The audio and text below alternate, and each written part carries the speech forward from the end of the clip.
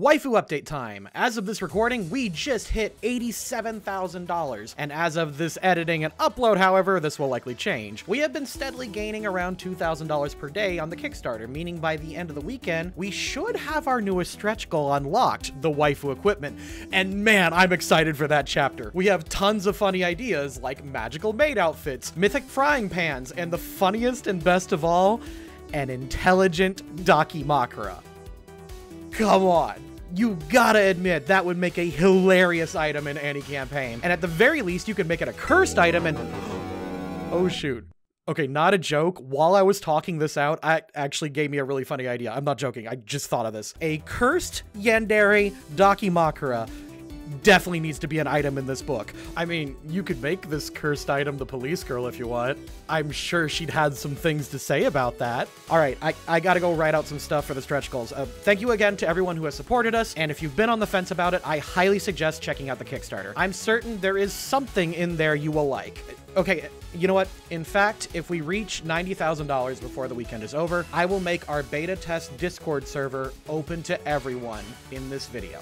So far, this beta test Discord server has been exclusive to pre-campaign VIP backers and people who have come into the live streams. In it, you will receive a free copy of the beta test PDF. So if you want to get access to that, please share the video and the Kickstarter around, and let's make the coolest and goofiest book we can. Now, if you'll excuse me, I've got a cursed item to make. Howdy friendos, my name is Stuart, and welcome to the final Abridged video this month. And a great big congratulations to all the people who managed to guess that we would be covering Alucard from the beginning. Jumping right into the character, Alucard has a similar backstory to his non-abridged counterpart. You probably couldn't figure it out since it was so cleverly hidden, but Alucard is actually Vlad Dracula Tepesh III, I know I butchered that pronunciation, of Wallachia, otherwise known as Dracula. To be fair, how long did it take for us to figure that out? I know, it was a big shock to me too. However, much like the real-world son of the dragon, he was raised by the Turks and remained with them for around 10 years or so, where nothing probably bad happened. Was it the 10 years of rape? It was the 10 years of rape! Alright. After becoming an adult, he took revenge on the Ottoman Empire in a campaign so brutal and bloody that his own men abandoned him. He was eventually captured, and upon his execution, he made a deal with Satan himself and drank human blood, which turned him into a creature of the night. These unholy powers just gave him all kinds of bullshit and contingencies that he used to dedicate the rest of his life to ridding the world of monsters. Or unlife, I suppose. However, he does this while being an absolute prick, uncaring of innocent life, and becoming a malicious prankster, and has a history of sexual harassment. He did this job by himself before being captured by Dr. Abraham von Hellsing, where he served their family for the next several years, and then was locked in their basement until eventually unleashed by Integra during her attempted assassination. Despite serving a family of relatively decent monster hunters, Alucard is still 100% a bastard and an overly nasty son of a bitch. And I don't really think it's too controversial labeling him at the beginning of the series as chaotic evil. And while his goal of eliminating monsters is noble to an extent, this is obviously meant to be seen as a childish lashing out and less of a desire to do good. But with all that out of the way, let's go. Are you mocking me? Oh no, no. Yeah. Aw, geez, you look like a puppy. A blonde eviscerated puppy. Christ, fine, I'll help you.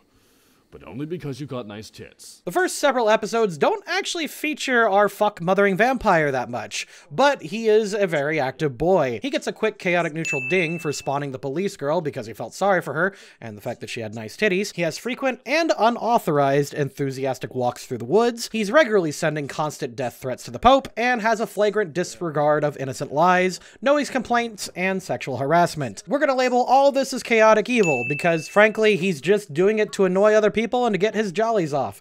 Yes, some of it is meant to be prankster-like, but the rest of it is malicious and concerning. Suddenly it reeks of hypocrisy in here. Oh, if it isn't the Catholic Church. And what's this? No little Timmy glued to your crotch. Progress. While in Ireland, he encounters the paladin Alexander Anderson. Rather than kill him properly or put up any real fight, he just kind of dicks around with him, resulting in Alucard's Integra had to step in to end the conflict. Chaotic neutral. Hello, Alucard. How was your mission in Japan? I'd say 99.9% done. This is actually an extremely underrated joke. Alucard was sent to deal with the zombie problem in Japan, and they cut the opening of High School of the Dead into it, which is extremely funny because one of the main characters from that show is inspired by the guy that made Hellsing. Should I do a High School of the Dead video actually at some point? This month we're kind of experimenting with new ideas. There's actually several characters that people are probably going to already be upset at me for having, but you know what? I'm kind of in a weird mood. It's admittedly not my kind of show. I know, but was one of my wife's favorites before the author passed away. Anyway, chaotic neutral for Alucard not finishing the job and kicking off another anime. I'm not apologizing. Listen, I know this is asking a lot, but I want you to keep yourself locked in the basement until all of them are gone. I get the distinct impression you're embarrassed of me. Alucard. The rest of episode 2 also doesn't feature a lot of our vampire boy. This is because all of the Queen's men show up at the mansion in order to discuss budget reports. Integra tells Alucard to remain in the basement and to not cause a scene, to which he does, even when Integra demands that he comes up to protect them. He gets petty and refuses to leave his basement. This is actually a lawful evil because he's doing it to be petty and an asshole.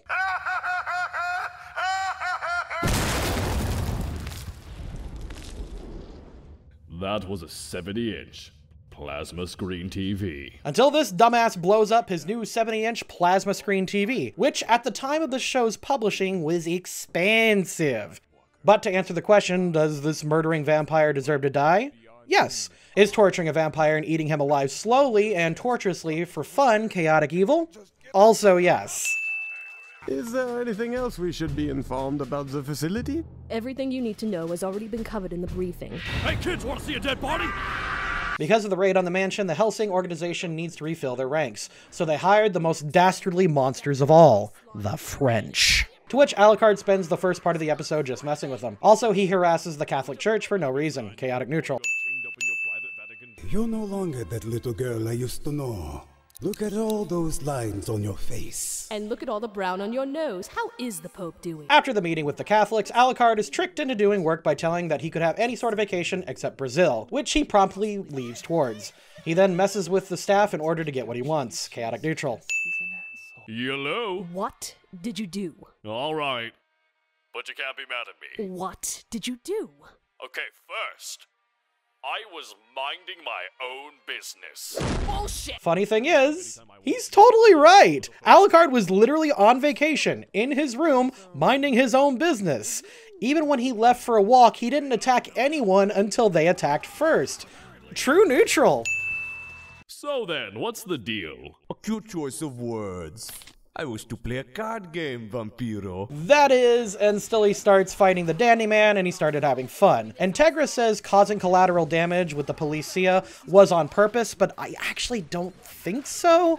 Eventually the Dandy Man is killed and drained of blood, so Alucard can discover the true bad guys behind Millennium. It's the fucking Nazis! Chaotic neutral. Fuck you. After you say it. You're really going to force me on this? I'm at half-mast. I need to hear this. Fine! You were right! I mean, it's pretty much business as usual for Alucard. He's vandalized the statue of Jesus, and then during a meeting with the Queen, he flirts with her while dealing out exposition about the Nazis. Chaotic neutral. Hey, Fräulein! Oi. They would make beautiful children. Was that boy-girl bugging you? Alucard shot Schrodinger for, I believe, hitting on his police girl and accidentally starting another war with Nazis. I'm gonna call it chaotic evil. The ship is now under your command, Miss Rip Van Winkle. Oh, Dankeschön, Captain. Tell me, how did it feel slaughtering your kinsmen, turning them into ghouls, betraying your family and country, all for the selfish desire to become an immortal vampire? Wow, when you put it like that, I feel like kind of a cunt. Oh, but you know what might make you feel better, Captain? What's that? Checking your privilege. Alucard then kills 2014 Tumblr and modern Twitter, just as he promised Integra, and is now trapped on the aircraft carrier until pretty much the end of the show. Lawful neutral. This basic bitch has you believing she's a giant. Master? Well... On a boat in the middle of, the fucking, I don't know, Atlantic? Yeah, fuck it, the ocean. Anyways, you need to whip out that third eye of yours. But, Master, I only have 2 eyes. No, you have 3 eyes. You're a vampire. He does, however, give many distant mental pep talks to Police Girl, and thanks to his support, she finds the strength to defeat the Nazis. Lawful good.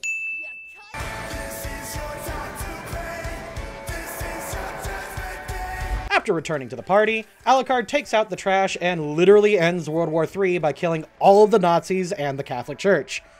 I'm beginning to wonder if there's some symbolism here. Lawful neutral. Hello, Master.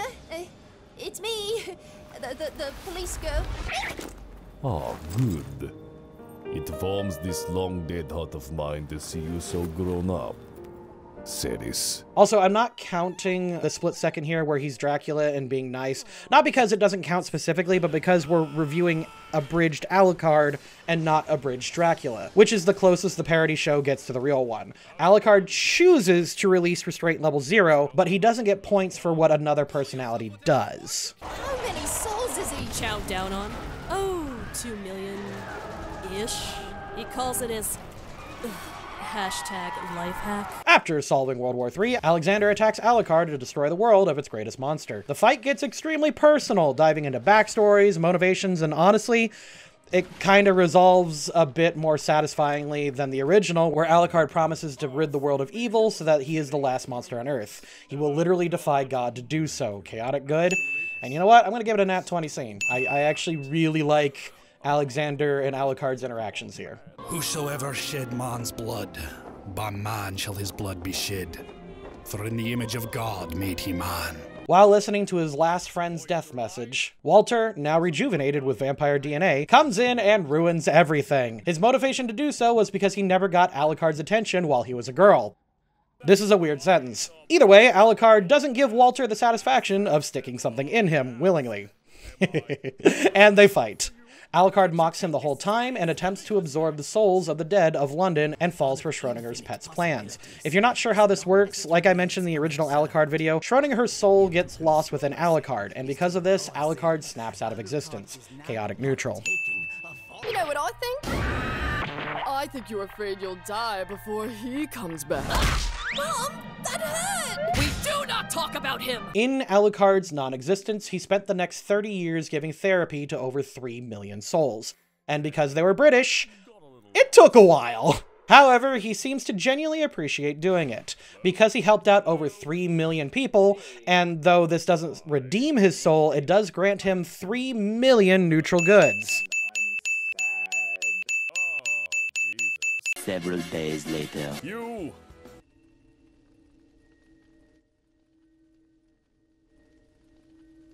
Are we a bad person? The hardest soul for him to actualize was his own.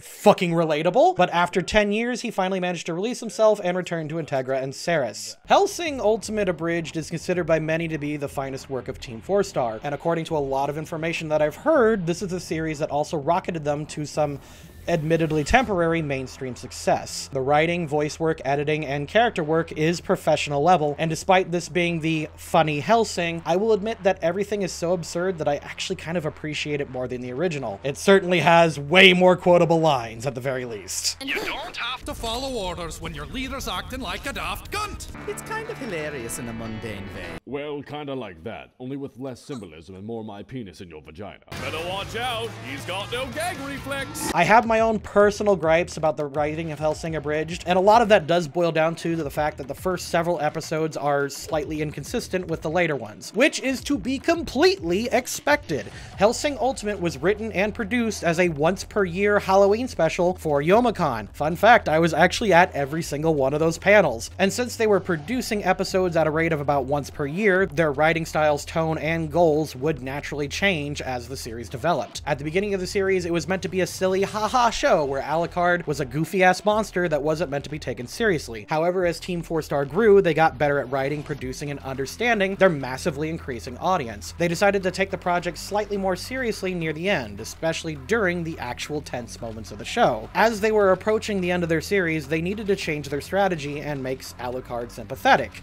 They changed his motivation to wanting to slay monsters and to not be a giant cunt. It's difficult to make a totally irredeemable character like Alucard likable in a series series that's meant to be funny, and we do have to actively root for him not to die. Yeah, he's funny like Guru or whatever, but we want to see him get his happy ending. Guru in Dragon Ball Z Abridged was irredeemable and was kind of similar to it, but he needed to go. That is the whole point of it. Alucard is the hero of this Abridged series, and despite the fact that he does monstrous things, we do want to see him, you know, be happy at the end and get that sip. In short, Alucard is inconsistent from the early episodes to the later ones, and to be honest, again, that is completely acceptable and understandable. The goal of the Abridged series was to create a fun distraction, and for amateur voice actors to get some experience. It wasn't until years later that people discovered that abridging could become a successful business model. Thank you again for all the support during this experimental month. Thank you for supporting me, my channel, and our Kickstarter. I had a ton of fun making this content, and I sincerely hope you enjoyed it. Tune in for the rest of this week as we took a look at some of my personal favorite characters, and tune in next weekend for the wrap-up of our Kickstarter. Thank you to the patrons, and I'll see you all next time.